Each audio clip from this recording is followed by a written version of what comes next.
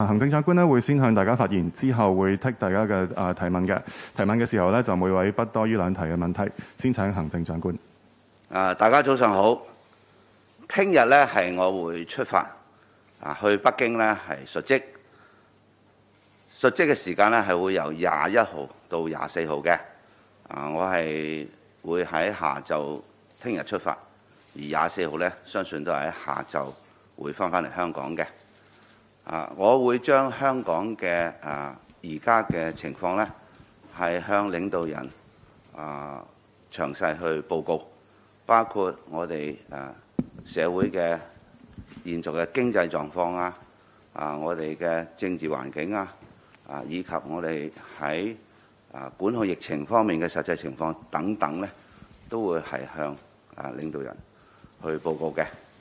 正式嘅安排咧，當然係要由中央去作出安排，有詳細嘅細節咧係會同大家公佈嘅。另外咧就係喺社交距離措施方面咧，今日嘅下晝咧，醫衞局咧係將會進一步去向大家宣布，有一部分嘅社交距離措施咧，我哋都會係放寬嘅。其中嘅考慮咧就係我哋仍然要係有序喺風險管控之下咧，去逐步開放嘅。我哋睇到咧，醫療體系咧係承受緊壓力嘅。包括咧我哋而家住院嘅人數咧係涉及因為新冠疫情咧係上到去4000幾人㗎啦。喺我哋推出0+3嘅時候咧，當時嘅數字咧只係1000多人嘅啫。雖然醫管局已經做咗一系列優化嘅措施，但係醫管局嘅同事咧都係面對緊壓力嘅。而且咧大家都知道喺流感亦都喺冬季開始逐漸咧係會令到好多人都受到呢方面嘅影響，所以喺醫療體系方面嘅壓力咧我係要關注嘅。亦都因此咧，係必須係有序睇住個風險咧，亦都逐步去開放。咁主要嘅開放嘅一啲措施咧，係包括譬如我哋喺飲宴嘅人數上限等等，細節咧下晝咧就由醫衞局向大家公佈。我哋睇到咧係自從我哋放寬咗不斷嘅疫情管控措施咧，社會的確咧係好有活力同埋好有動力，包括咧喺星期日嘅單車節，以及我哋睇到咧市面上邊好多嘅活動咧都開始咧係好活躍㗎啦。咁市民咧都開心咗嘅。咁我亦都會如實咧係向領導人報告香港嘅實況嘅，亦都會向領導人報告香港咧係最關切嘅地方等等嘅嚇。多謝各位。跟住落嚟係提問時間啦，咁請記者一陣間用我哋俾你嘅咪發問，每位提問不多於2題，同埋先講講你嚟自邊個傳媒機構嘅。第一位提問就左手邊中間嗰排嘅第一位男記者。你好，鳳凰衛視記者。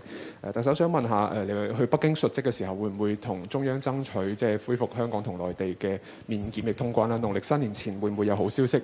依家有冇為一啲重開口岸做緊準備？另外都想問翻下之前釋法嘅問題，人大釋法嘅問題。雖然案件推遲到出年嘅9月，但係有報道就話中央可能考慮唔釋法，有冇呢種可能性呢？另一種講法係話可能釋法，中央釋法嘅範圍可能會超出你提請嘅一啲建議，你自己點睇呢？首先，香港嘅市民係關心同內地通關正常往來呢個呢，我相信係一個普遍嘅聲音。呢個我必然呢係會如實呢向領導人反映嘅。但係我相信中央呢亦都非常了解香港嘅實際情況，而喺香港市民長期希望同內地有正常嘅通關交往呢，我相信中央亦都好了解嘅。而我都多次強調喺不同嘅場合呢，我都係好主動咧向不同嘅政府嘅領導人啦，包括係廣東省、深圳市政府呢，亦都表明呢，如果任何特區政府可以做而配合到內地嘅疫情管控呢，令到喺管控方面更有效，從而可以有其他嘅新安排呢，特區政府係非常願意配合，而且係會好積極同埋主動去做我哋一啲配合嘅措施嘅。當然係領導人，我相信已經好清晰知道香港喺呢方面嘅聲音㗎啦。咁當然我會係將香港嘅實況向領導人報告。咁呢啲我會係如實去反映香港嘅實況嘅。但係我亦都希望大家係睇啦，而家我哋香港真真正正喺管控疫情嘅措施咧，其實我哋已經係放鬆咗90%幾有多㗎嚇，只係少部分咧，我哋仲係保存翻嘅咧，正正係因為我哋係要按住風險實況去確保醫療體系可以負荷，同埋我哋嘅一老一幼咧係受到保障，尤其是咧我哋睇到咧疫苗接種率係相當低嘅一啲兒童呢方面咧，我哋希望係保障佢哋嘅。咁至於釋法方面咧，已經提請咗俾中央，而我提請嘅時候咧，大家都留意到啦，中央駐港嘅3個駐港嘅不同機構咧，已經係表示咗支持。而港澳辦呢，亦都係發咗新聞稿表示支持嘅。當然事情呢，係一定要按住內地嘅法律法規去進行嘅。咁呢一個呢，就我會係會期待住中央喺呢方面呢，係盡快作出決定從而呢，我哋就變得係會好清晰理解到個結果係點樣嘅。下一位提問，左手邊前排呢位女記者。Good morning, Chief Executive. A few questions from the South China Morning Post. First, what's your expectation of your duty visit to Beijing, and how would you bargain for border reopening with mainland China, and what would be the main directions? Second, what follow-up actions would the government take against Google on the national anthem route? Thank you very much. I have been in good dialogue with the responsible departments in Beijing who take care of Hong Kong affairs, which is the Hong Kong and Macau Affairs Department.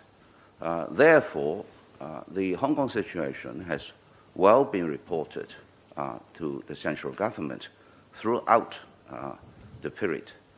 What I would like to report to the leaders when I will be in Beijing is to reflect the overall situation of Hong Kong in all regards.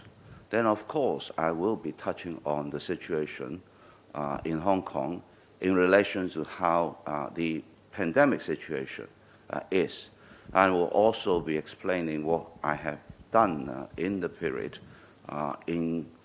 on the one hand, controlling COVID, and at the same time, maintaining the economy to run so that it will be allowed to be strengthened.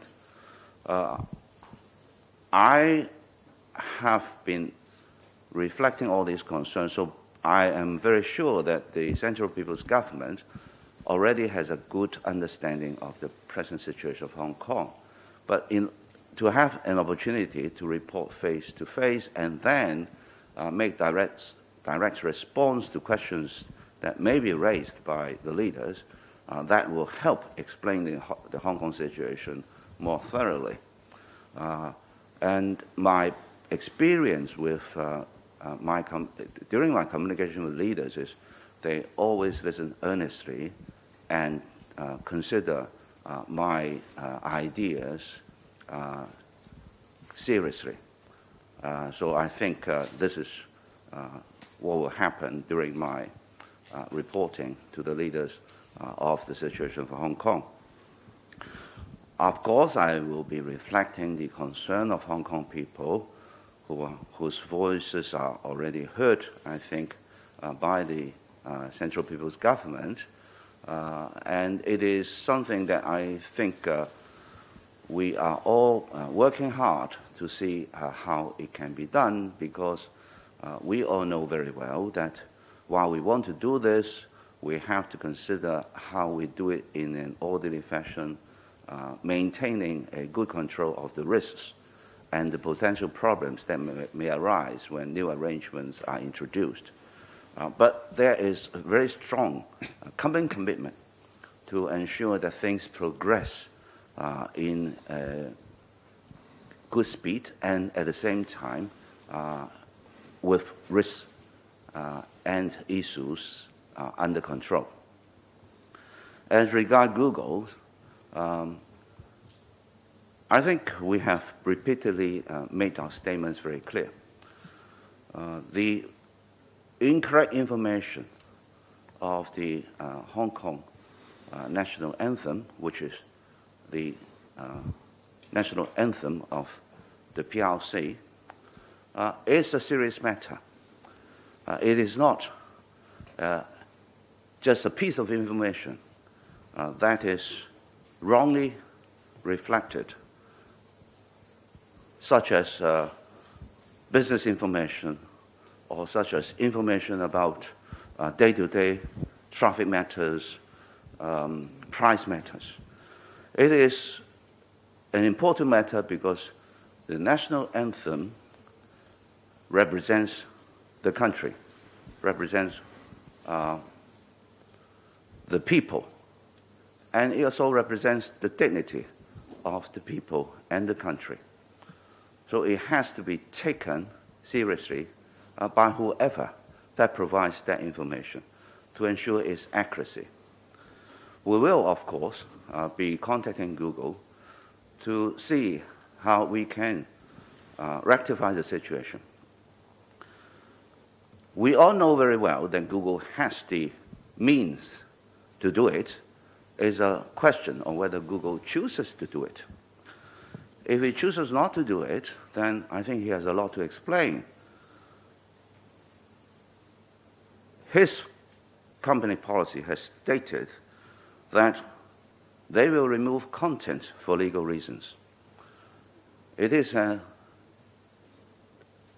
very clear fact that playing our Hong Kong national anthem, which is PRC's national anthem, with a song which is not, is an offense in Hong Kong because it constitutes insult, which contradicts and contravenes our law on national anthem.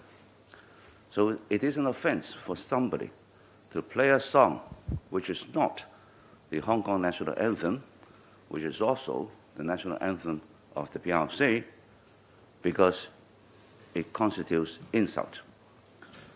So that content constitutes an offense, so it conforms to the Google policy of removing content for a legal reason. The second thing that I have noted is Google policy also says that it will not allow content that misrepresent or mislead. Obviously, it misrepresents our Hong Kong national anthem, and it misleads people to think that the song that has been searched as purportedly the Hong Kong national anthem is not the actual Hong Kong national anthem. So it is presenting content that misrepresent and mislead. I think that Google is a responsible company, and we will be in touch with Google. We hope that we can work together a solution to ensure the right content is provided to the public, that they will conform with the company policy to remove content for legal reasons and to remove content that misrepresents and misleads.